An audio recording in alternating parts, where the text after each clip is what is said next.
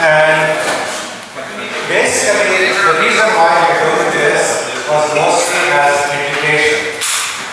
The things that we're going to talk about today is something I wish somebody told me 10, 15 years ago.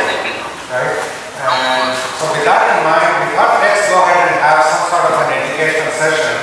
And we were expecting 5 or 10 people. We thought it's going to be a small network, we all get to talk. But we were surprised to see almost 55 physicians respond. 55. And I know there are a few people watching online once they get it online. It's on. So that's number one.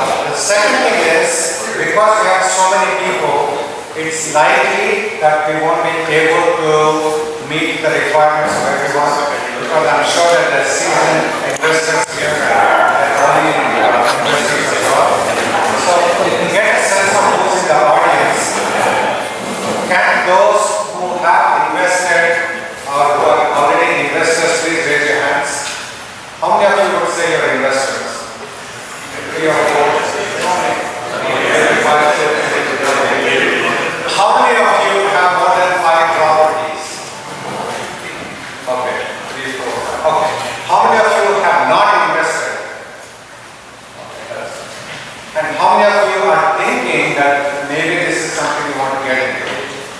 Okay.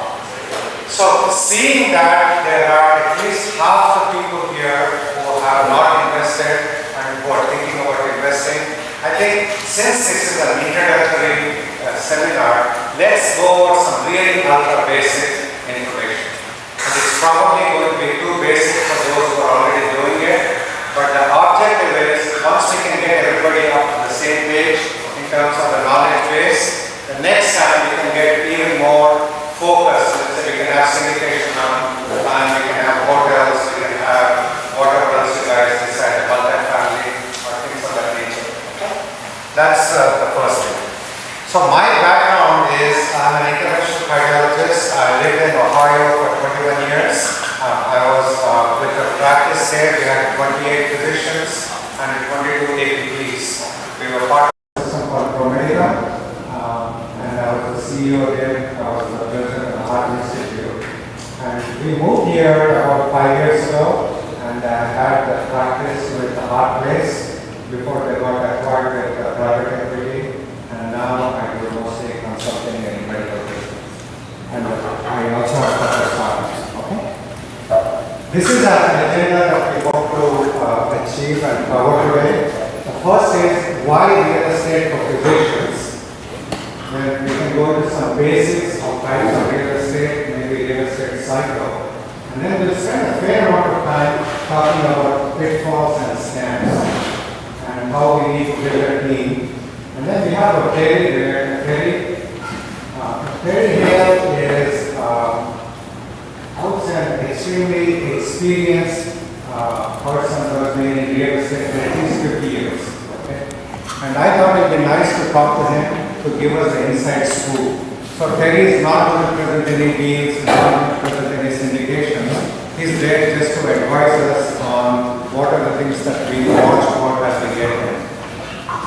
And in order to make sure that this is an educational experience, there is no pitching, we will not have any sponsors, there will not be any deals, there is no hidden agenda. Having said that, of course, we have to do the disclaimer. We are here purely for educational purposes. Please do your own due diligence about whatever we decide to do. So when we start enumerating the reason why physicians are doing real estate, or why they get into real estate, or why they should consider real estate, we have about 10 or 15 reasons. We said, why don't we at least enumerate them, and this may be any one of you, right? The first is passive income. We are looking to see if it's possible to get some cash flow. And all of us are familiar with the FIRE movement. Are people familiar with FIRE? Anybody doesn't know? Okay. FIRE movement is an acronym that stands for Financial Independence and Retirement of Early Age. So this is the next generation, the 30-year-olds, the 40-year-olds.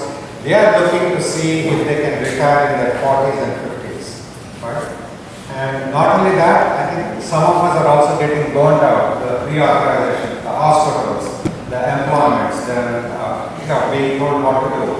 RVU is falling down.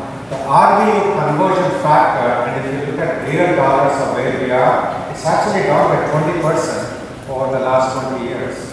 Right? And not only has it gone down, the barrier for us, the baseline for our RVU keeps on going up every year. Right? On top of that, I still remember when we started practice, I could dictate. Now I do my own dictation, I do my own corrections, I do my own messages. So it's not a burden, a lot of burning out. So the first reason it seems like people are getting into this is to look for a passive income. Is there some way that you can become a 0.5 FTE or a 0.7 FTE and don't have to work so much? The second reason why is something that is very intimately tied to taxes. And amongst taxes, people are looking at depreciation, which I'm going to cover in detail, and I'm going to cover STR and the REPS rules. I think I heard somebody ask about cost segregation. All of that will fall under this one.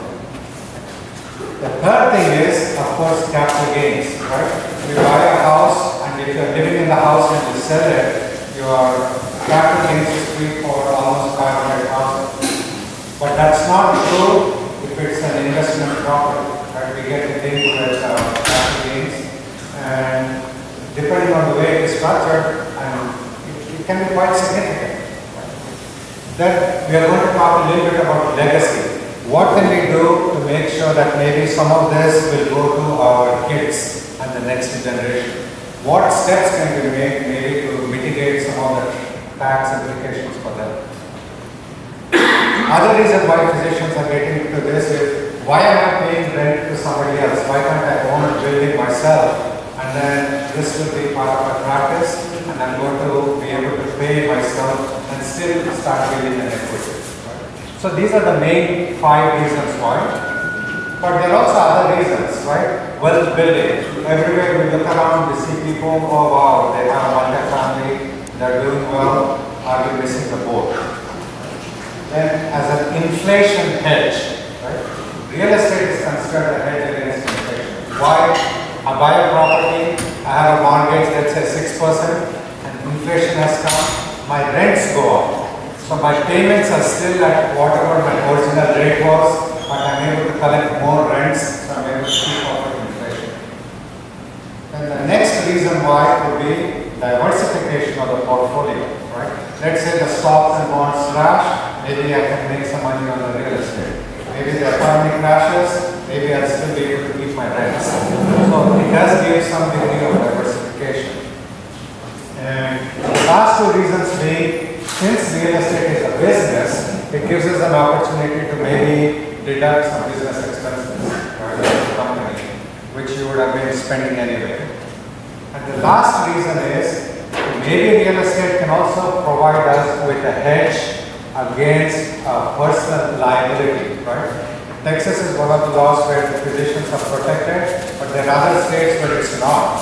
So if somebody is after me because of some complication, is there some way in which I can structure my real estate so that it's able to give me some degree of protection? So that's the background of why physicians are jumping in or thinking about it. Okay? So let's talk about a basic example. I'm not here to depress anyone, but this is the harsh reality, right? Let's say we get income, I just chose some number, let's say it's $500,000. The federal income tax is going to chew $140,000 right there, right?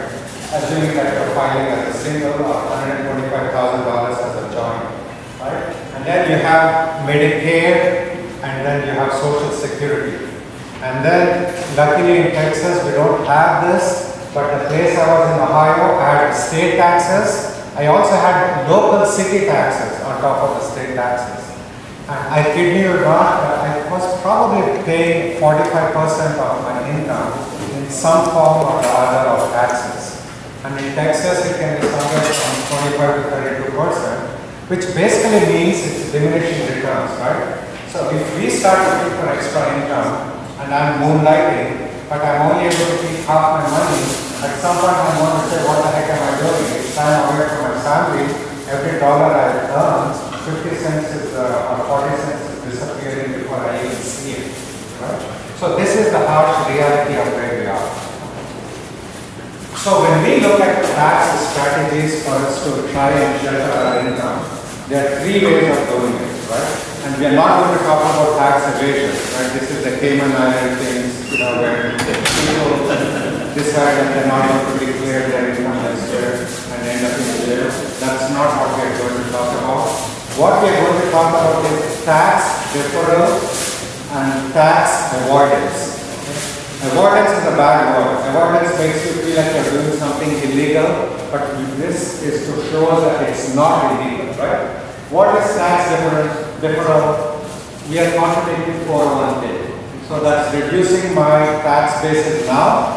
I know that I have to pay taxes in the future, but I'm not paying it now. So that is the time value of money. $1 now is worth more than $1 maybe 5 or 10 years down the line, right? So those are examples of tax deferral, the IRS, the 401ks, and 1031 that comes to the real estate.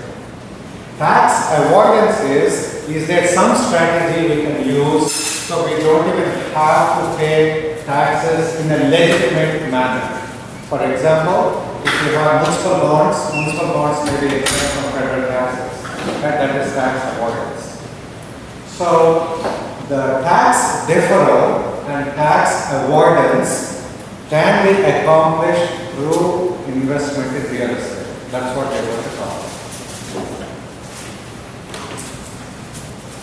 So the key concept that we all know is depreciation, right? Depreciation means losing something. We buy a car and we drive it out of the parking lot, we are losing 15% of the value of the car. Even if I go back on the other way and try to return the car back in, they will cut the amount of what they're going to pay me by 15%, right? And so generally depreciation is bad. In real estate, depreciation is the golden ticket. And what do we mean by that? Okay. IRS recognizes that rental properties have wear and tear. They know that. And according to IRS, each property has a defined lifespan. Okay. So if you have a long-term rental, IRS says, we know it's a long-term rental, we know that it's going to die in 28 years. Okay. On paper. So, if it is a commercial building, IRS says, yes, we know it's going to die and go to zero value in 39 years. That is a given from IRS. Okay? So, what it does is, the depreciation is a slow death. Right? It's going to die every year. And the decrease in the property value, which is depreciation, is a paper loss. Right? It's not a real loss when we sell it. Yes, there is a loss on paper, but that doesn't mean that we lost anything in the property. That is the key feature. Okay? This paper loss, IRS tells us that you can use it to offset passive income. Okay? Since you're losing the value of this property, you can take that money, and if you're having passive income, you can cancel both of them in the eyes of the IRS. Okay? So, if the property is sold, then the property got a new lifespan, and again it starts depreciating from the price point at which it was sold. So, how does depreciation? How can it be calculated? Right? There are two main methods of calculating depreciation. One is straight line. That means the thing is going to die. It's going to die at the same rate every year. So if the property is worth something and it's lasting for 28 years, you just divide the two, and then that's how it's going to die constantly till the end of 28 years when it reaches zero value. Okay? The second way of depreciation is called accelerated depreciation. Okay. What does it mean to say it's accelerated? IRS says, yes, we know that the property is dying, but we know that the nail in the wall is dying at a different rate than the carpet. People are walking on the carpet, the wear and tear on the carpet is more, something that is structural is very sturdy, metal is going to be probably wearing and tearing at a lower rate, okay? In order to break the building down into pieces, we bring specialists called cost segregation specialists. So there are companies out there, you pay them some money, they come in, they evaluate the house, and they break it down into 3 buckets. They say, this bucket includes those items that are dying in 5 years. Then the second bucket is, these people have a lifespan of 15, and the third bucket is, these people have a lifespan of 39. So it breaks it down further so that we can use this information when we take into rental properties into account, okay? So how does this look on paper? So this is a straight line depreciation. This is a property, let's say, that was purchased for $1 million. Remember, land does not depreciate, okay? So if we buy land as investment property, remember, we cannot depreciate land, okay? So if you buy a house, then the land value has to be removed from the calculation. So the building, because the land, let's say, has been estimated at 200,000, the building is worth 800,000. Okay? You divide the building by the lifespan of the building, which is 27.5 years, which means that every year $28,000 is being written off as your wear and tear. Okay? This building is now, let's say, for example, is generating $70,000 of rental income, and our cost of running the building, the electricity, whatever else is, it's about 50, which leaves us with a net income of $20,000. Now we can take the 28,000 of depreciation and offset the 20,000 of net income, which then basically says that all the money that we got is not taxed. Not only is it not taxed, there's also an excessive loss of $8,000 that you can then apply to the next year or the following year in the future. Okay? So this is how depreciation works in theory if it's a straight line depreciation. How do we use accelerated depreciation? So this is an example where, let's say, the same property is $1 million, land value is 200, leaving us with a building value of 800. We paid for the cost segregation people to come in. They created the 3 buckets, okay? So from the 3 buckets, each bucket then is weighted differently, right? The 5-year lifespan one is taken into account one way, the 15 years is taken into another way, and the rest of it is taken into another way. So this helps us to front load the depreciation now, as opposed to waiting for 5 years or 15 years. This helps to add some muscle to how we do it. Okay? So how does this look? So this is the same example we used for straight line depreciation, except because it is broken down into 3 buckets, based on the value they assigned to the 5, 15, and 28, you're now able to depreciate $50,000 in the first year. Okay? And if the rest of the calculation is the same, now we have a paper loss of $30,000. Previously we had 8,000, now we had 30,000. So if we have some passive income, we are able to then shelter far more than you would with the straight line method. Make sense? Okay. So then came Donald Trump, right? So in 2017, being a real estate, experienced person, he passed a bill called bonus depreciation, okay? What bonus depreciation did is, it took the 5 years and the 15 years bucket and put it all together and said, you can take it now. You don't have to wait for 5, you don't have to wait for 15, you can depreciate the whole thing in the first year, okay? Now, think about the value of this, okay?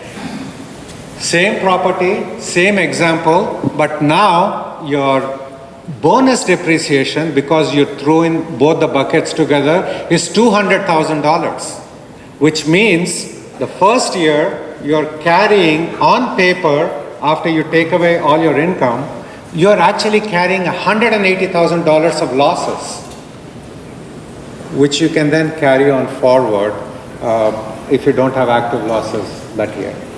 Okay? So we will talk about why there is so much of interest in this based on that. Okay. So what is the bottom line of all this depreciation stuff? Straight line, uniform death. Accelerated, you're going to die in different buckets.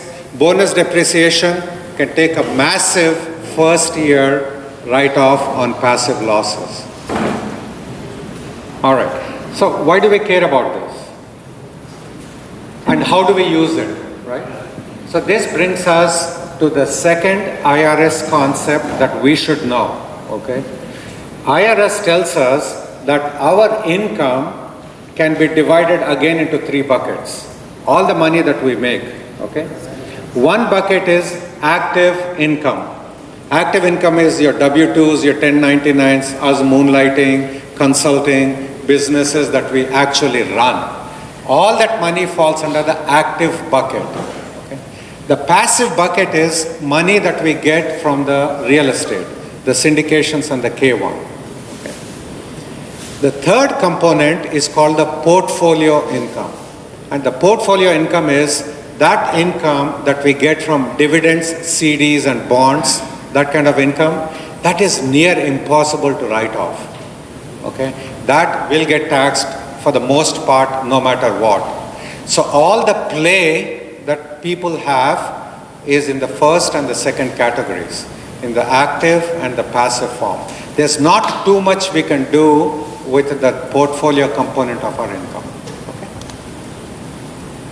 So, with the depreciation, let's say with bonus depreciation, we have now generated $200,000 of losses, but those are passive losses, they're not active, which means that we can only offset income that comes under the passive bucket. We cannot use it anywhere. Okay?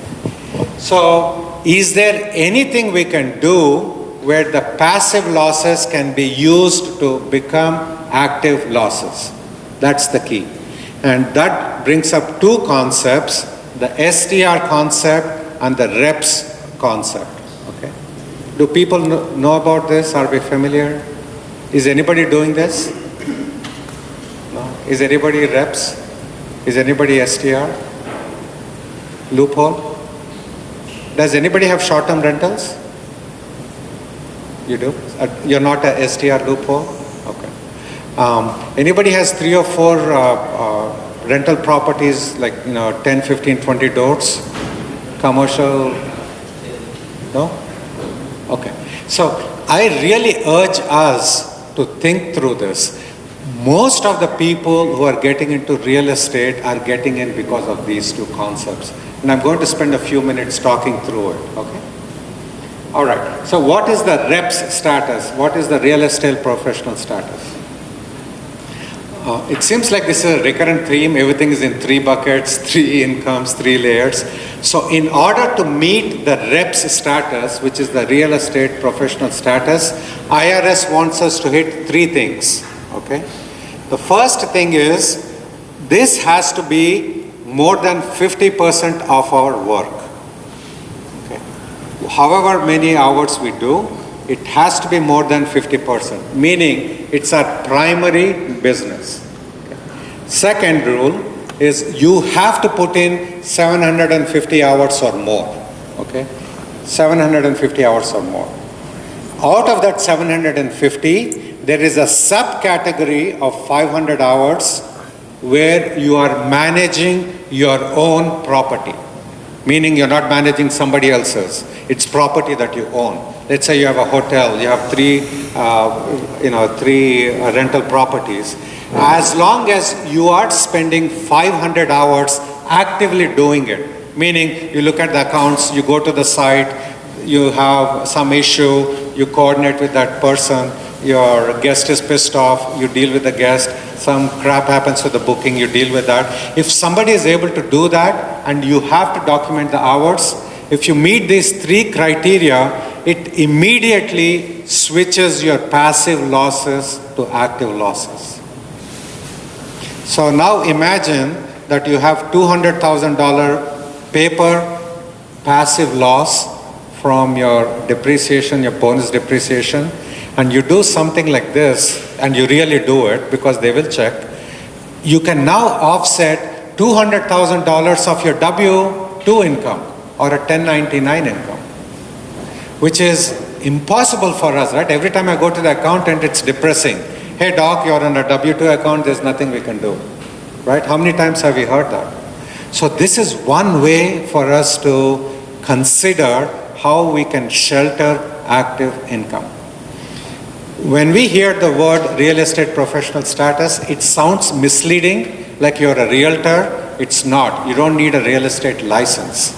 That has nothing to do with you having a real estate license. Anybody here have a real estate license? No? I have one. Okay. So the reps status is only applicable to LTR, the long-term rentals and commercial. It is not applicable to the short-term rentals. Yes, sir. Just a quick question. Is that bonus depreciation is one time on your property or? Yeah, the bonus depreciation is you're taking everything in the first year that can be taken, but remember you have the 28-year-old bucket, the 15 years to 28, that will continue. So the second year you won't have 200,000, you may have 10,000, 15,000 depending on what's remaining in the third bucket. But that doesn't go away. But it's so the point of all of this though is you want to front load your losses while we are working, right? This is now when we are making money. What's the point of me front loading when I'm 75, can't see and hear and walking on a walking stick, right? So you want to do it now and then you can worry about it later. Yes. So all that we talked about right now is the reps for the long term. So long-term rental, anything that is not short-term is called long-term. So what is the definition of short-term? A short-term rental is your Airbnb and VRBO, okay? And the IRS rules on that are very definitive. Your average stay for the guest has to be 7 days or below. Okay, so let's say in a year you have 200, your house is rented for 250 days. Then what they do is 250 divided by the number of guests who stayed there. And if that number is below 7, then you meet the criteria for a short-term rental. There's another exception, I didn't write it here. If the length of the stay is less than 30 days, but you provide additional services, meaning you send somebody to their house to clean, change the blankets, to remove the trash, you do it every day, then it can extend to 30 days, okay? But most physicians are looking at this, the 7-day rule. That's one. The second criteria we have to meet in order to do the STR loophole is that we again have to have material participation. There are 7 different rules on this. Most physicians I know, or most high net worth individuals, are using the 100 hours. What does the 100 hours mean? If you have a short-term rental and you put in 100 hours of work in the short-term rental, but the amount of time that you're putting in is more than other people who are working in the short-term rental. Right, because we have the cleaners, people who come spend an hour or 2 cleaning up, or 3 hours after each visit, right? So as long as you are the number one worker and you put more than 100 hours, you meet the STR loophole, okay? And even though loophole again sounds shady, it is not. This is IRS rules. The loophole is being used by investors because people think it's like the backdoor Roth IRA, right? We talk about a Roth IRA and a backdoor. Backdoor means, oh my God, I'm sneaking out in the middle of the night and putting some money in. That's not the point. The point is it's not routinely used. And it's the same thing with the STR loophole. Okay. All right. So what does all of this mean? Remember, the reps bucket is only for long-term rentals, your multifamilies and things of that nature. The STR is for your Airbnb type of business. So both are different. If you qualify for reps, you cannot use that for your STR. And if you qualify for STR, you cannot use that for reps. You have to qualify separately for both. Okay? All right. And I'm going to talk about how physicians are getting this 100 hours, because if people want to act, the time to act will be dependent on the quarters of the year and what strategies are people are doing to get on there. Okay. Now, depreciation recapture, right? I mean, you always have to pay for our sins. It's not like we got a free ride, we're out of the house and nothing happens. It's not like that. Someday, we do have to pay money back for all the depreciation that we took, right? The payback period is when we sell the house. Okay?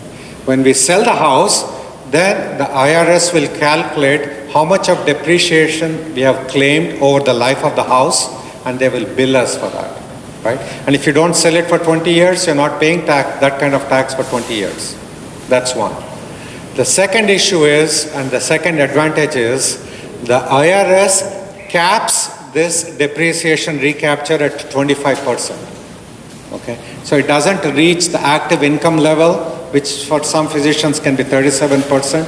So this is at a lower level, up to 25%. And that difference between 25 and 37, people call that tax arbitrage, right? I mean, you're supposed to be paying that, but you're paying this. Yes, you're paying, but you're making some money off the 12% difference, okay? This is somewhat similar to what happens to our 401ks, right? At some point, the 401k has to be drawn down depending on the age. And when we draw it down, we get taxed on it at the ordinary income tax level, right? The 401k is always ordinary income tax level, whereas this one is capped at 25%. Okay. So next comes the question, this all sounds good. Is there any way that I cannot pay capital gains tax when I sell the property, right? After 10 years, we decided, hey, this market is not that good. I want to get into a different market, or I want to buy a bigger house, or I want to do something else with the money that I have in this house. And so the answer to that is something called a 1031 exchange. Okay. Has anybody done this? Okay, good. So maybe that's wonderful. So with a 1031 exchange, there are certain rules that we have to follow with IRS. When we are selling this house, you have to identify potentially 3 properties that you're going to buy with the money that you get out of this. And you have to close that within 6 months of closing this. And the money can't come to you, it has to go through intermediaries. But I think the point of this is, it has been and can be done. Okay? And again, this is a deferral program, and if you decide you're not going to sell it till you're 70 or 80, you have not paid taxes for so long. Yes. If the property is in a trust, Yes. is it claim tax status? I don't know, to tell you the truth. I have no idea. We don't have enough money to put in a trust, so we don't have that problem with. Are you going to talk about step-up basis? Yes, we will. So the next question is, so let me finish this, and this will go to the step-up basis, okay? So in this one then, the 1031 exchange basically means I'm selling this house, I'm taking this money, I'm not going to pay the capital gains, I'm going to buy some other property within the IRS guidelines, and then I will enjoy that property however much I want. And then when I sell that property, then I'll have to pay back whatever capital gains I have to pay. Okay? So this is how a 1031 exchange may look like, okay? Let's say the original investment was $500,000, and we get the normal rental income of 50 grand, expenses are 10, let's say our net income is 40, and then we have enjoyed a depreciation of $30,000 on the house for a few years, which leaves us with a taxable, net income of 10,000. So we got our income tax free, we enjoyed it for a few years, and then we rolled it over to a new property, which is worth $800,000. So we went from 500 to 800, and then we enjoy the new property. You get more rents on the 800,000, and you again depreciate that and all that.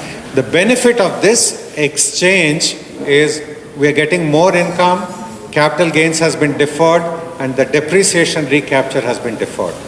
Okay, makes sense? Now, we may reach a point saying, is there any way that I don't want to pay any taxes on my capital gain at all, right? And so the answer to that is the 1031 exchange and legacy, okay?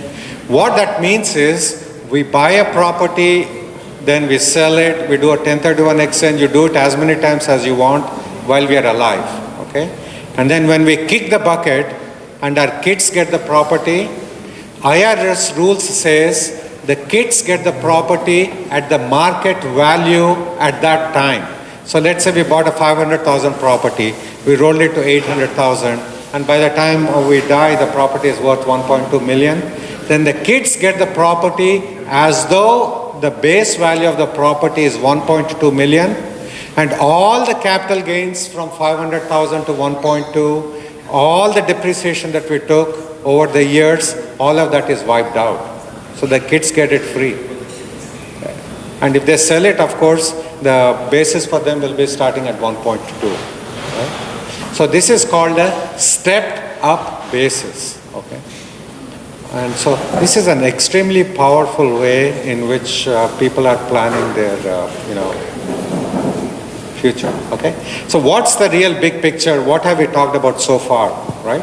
And I think we got 3 or 4 slides on this that we can break for dinner. First thing we talked about is the real estate is a great vehicle to generate paper losses, and then the paper losses can be straight lined or accelerated or bonused. In the meantime, you write off your business expenses, you get passive write-off for your passive losses, and it can be carried forward, and if you convert that with your reps or STR bucket, it becomes active losses. Okay? And then you can use a 1031 exchange, keep on kicking the bucket as long as you want, so that you're building wealth and deferring capital gains and depreciation. And then the 1031 exchange can then be used for generational wealth transfer, where the kids get it at a stepped up basis. The step-up basis counts against the trust estate. The trust estate includes the step-up basis, but the benefit is your property was only bought for 500,000 and you're now giving it to the kids at 1.2. So yes, it's part of the 12.5, but you only paid 500,000 for it and you enjoyed the depreciation and you enjoyed the capital gains. You can put in a trust at a lower cost price. It was the trust for free. Yeah, but does the trust have to pay taxes on? No, okay. So that I'm not. That's the best. If it's okay. All right. No, I haven't done that. Thank you. Yeah. So why is there all this excitement about bonus depreciation? It's because Trump came back again, and the recent bill that the OBA bill that he passed, it again made bonus depreciation 100% deductible, and he made it permanent. Okay. The one that he did in 2017 was being sunset. But now again, this is what is creating excitement for investors who are looking for an opportunity. Okay. And all of that things that we talked about is essentially time value of money, the tax arbitrage that we talked about, years of tax-free cash flow, trying to 1031 it. And any accountant generally tells us that depreciation is our best bet, for us to do something. Okay. So I think these are 3 important points before we conclude this topic. Okay. The first thing is I did bonus depreciation this year. I took a massive write-off. Next year, I don't want to do this. I want to give it off to somebody else. Right? I want a manager to do it. The answer is, why not? Because the IRS takes into account the year the property was put into place and the taxes for that year. Okay. And it does not claw it back. So if it was written off that year, and next year you are no longer reps, no longer STR, then you're not going to lose anything. IRS will let it be. Okay. Next is, people say, I don't have time for this, right? And what I've noticed a lot of physicians do, especially for the STR loophole, is they buy a property in the 4th quarter of the year, right? August to December. That way, you buy a brand new property, let's say you buy it in August or September, and you buy the property, you take a month to fix it, right? I mean, there'll always be some issue.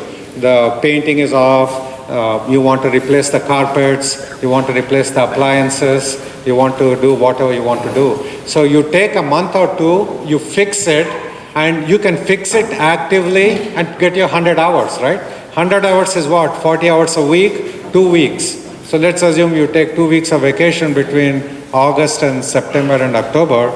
You fix the house, you do the 100 hours. There is nobody else doing it because you are there and you're actively doing it, right? Because if you buy it in January, you have to take into account the cleaners, the cleaning crew who comes in, your maintenance person who comes in. Their hours also count, and your hours have to beat their hours. So most people try to time it so that they get it in the fourth quarter. You do have to talk to your accountant. Different accountants give you different interpretations of the law. Some accountants that I spoke to felt that as long as you put your property for rent this year, and even if you didn't rent it, it still counts that your property is working, according to some. Other people said you probably want at least 14 days of rental in this year to count like the property is active. So talk to your accountant and see what happens. But this is one loophole that I've seen physicians and other people do. And the second thing I've seen is physicians use their spouses if they have some time, because it's very hard for us to do 51% of time with real estate or 750 hours. So if there's any opportunity there, because you're filing jointly, even if the spouse does it, it still counts. This is a summary. I think we have covered this ad nauseum, so I'm going to skip this. I'm going to finish off with one or two slides for us to think about, right? We physicians sometimes have a bad rap, and Terry will tell us that they call us whales. You know how in Vegas you have the big rollers, the whales? And Terry tells us that real estate agents consider physicians to be whales. And you can maybe expound on what it means a little bit later, Terry, okay? I think part of the reason why we don't focus on our financial health, this is my opinion, I had no freaking idea. I paid my 45% taxes for 25 years, right? I didn't have time. I'm too busy. By the time we start earning a salary, we are in our 30s, right? And we look at our IT colleagues or whoever else, and they're all starting to have decent salaries by 25, right? And then when we hit 35 and we get the first paycheck, first thing we do is I need a house, I need a car. So we are more focused on at least improving our lifestyle. So we end up in more debt initially. We also end up with, medical school loans or whatever loans we end up with. Then of course work pressure. Early morning, we come back at night. Somebody wants to talk about the straight line depreciation. We don't have time or interest or energy, right? I had zero exposure to any business or finance anywhere in my training, right? And I still remember during my training program, did any of you meet, somebody who was trying to sell you whole life insurance? All of us, right? So I have no freaking money. I'm an intern, a resident making 35,000, and then selling me whole life insurance, which is like 20 grand a year, right? It's crazy. And most of us didn't know, right? And back then, I didn't know that we had to participate in a 401k. I didn't know anything about mutual funds, nothing. Then with FOMO, a friend told me buy QQQ. I bought it. Next day, it was 2001 crash. I lost like 80% of the money back then, right? So we make a lot of decisions based on FOMO. I think we don't focus on our financial health, but I feel like we have the skill set, right? I mean, this is a list of all the books that we studied in med school and all the exams, right? So don't tell me we can't spend a couple of weeks just opening up a book on 101 real estate. What can we do to preserve our wealth, and what can we do to make our lives better, okay? So with that in mind, I think part of this, is we get severely intimidated about finance. I get intimidated. I don't even understand half the stuff my accountant tells me, right? And so I think we need to step out of our comfort zone, make a little bit of effort, and do it. So I'm going to stop here. I hope this was kind of useful, maybe too basic for most of you, but I thought it's worthwhile. After a 10 or 15 minute break, I do want to spend maybe 15-20 minutes talking about what is different for investment real estate versus residential real estate. A few points about that. I do want to take the opportunity to have a discussion with Terry. I think Terry is not going to give us a speech or anything. We're going to ask him a series of questions, because if we are going to get into real estate, there are sharks out there, and I think Terry may be able to give us some hints on what we need to do to be careful. Okay? So enjoy your dinner, guys.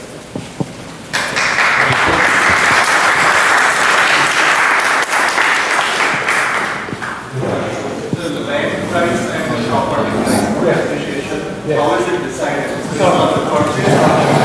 So there are many ways to do it. Apparently, IRS is very lax on it. So one way is the cost segregation company does it for you. The other way is to go through the county record taxes and see which number is lower, and then you go with that. Yeah. Otherwise, they'll come and screw you, saying your land is worth 400. And so IRS does not have one